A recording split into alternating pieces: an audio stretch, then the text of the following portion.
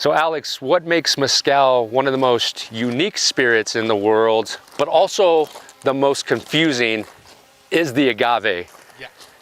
I've heard 20, 30, 40 different varieties used for Mezcal, you know, depending on who you talk to. Yeah. But talk to me about the most common agave used in Mezcal.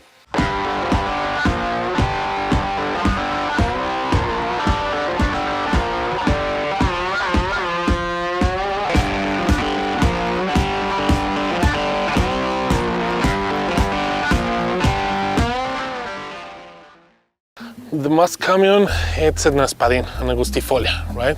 But actually, in Mexico exists 200 different varieties of agave. 200, yeah, exactly.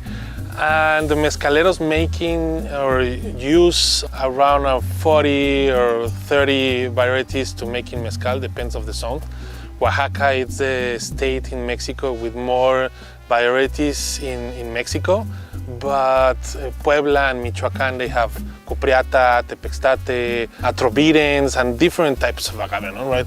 That's the same with something like an agave americana with Chiapas. They use agave americana to making comiteco. That's another type of mezcal in Mexico and the history in Mexico. In the north of Mexico, they use salmianas, they use rodacantas, but in center of Mexico, mostly salmianas, mapizaga, americana, Weberi. That's a different types. That's mostly they use to making pulque.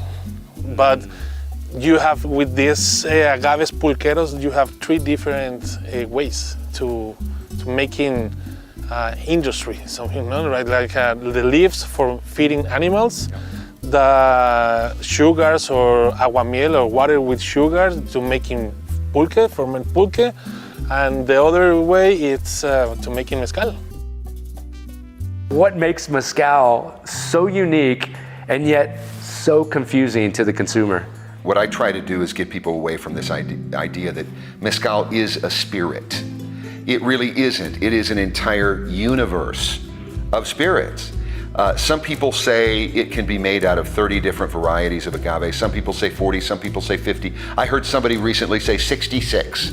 I don't think that anybody knows for certain. So, you know, whiskey, I believe, is made out of maybe 5 or 6 different types of grains. Tequila is made out of one variety of agave. But here we have a universe of spirits, and we're talking about wildly different flavor profiles, wildly different characters, not only based upon the plant, but the terroir, everything. For someone, to me, to say, I don't like Mezcal is kind of like saying, I don't really like food. You know, it's so various. Right. If you like a spirit at all, there's probably at least one, if not more of them, that you're gonna like.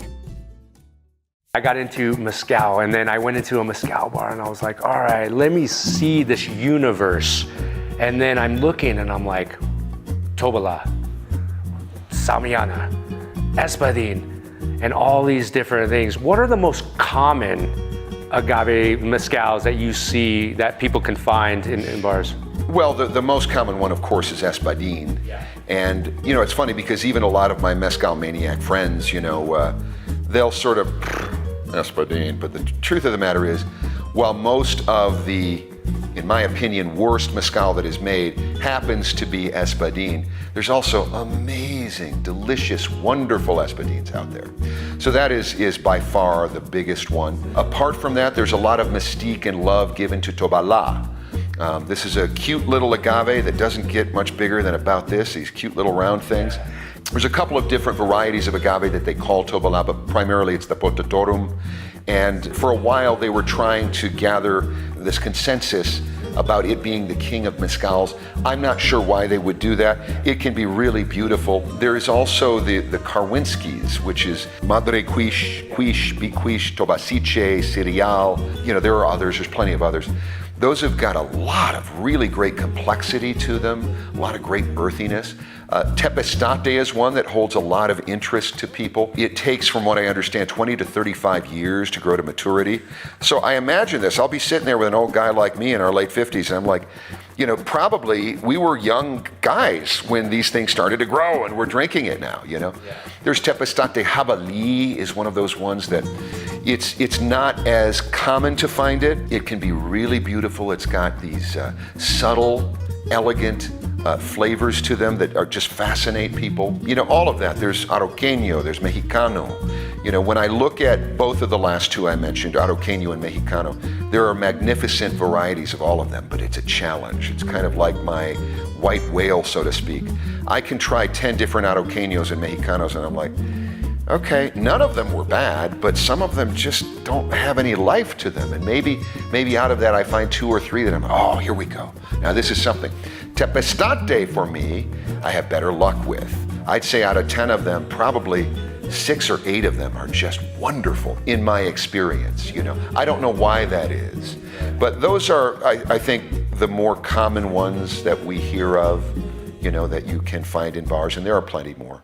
That's a big difference, and the beauty of mezcal, the difference between process, between zones, between yeast, between plants.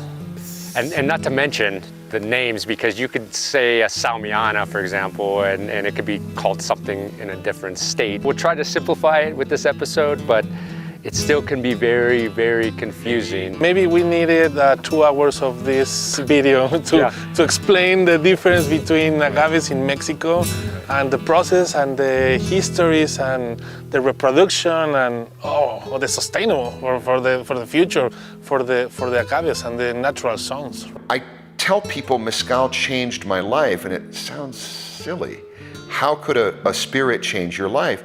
But I think it has. Not only drinking it, it gives such an exuberant, buoyant kind of buzz, I think, but also the fact that it's still being made largely like it was 300 to 400 years ago. And you're dealing with these people. It's like not only finding another place in space, but also time. You know, so it's just, I've been taken with it all these years.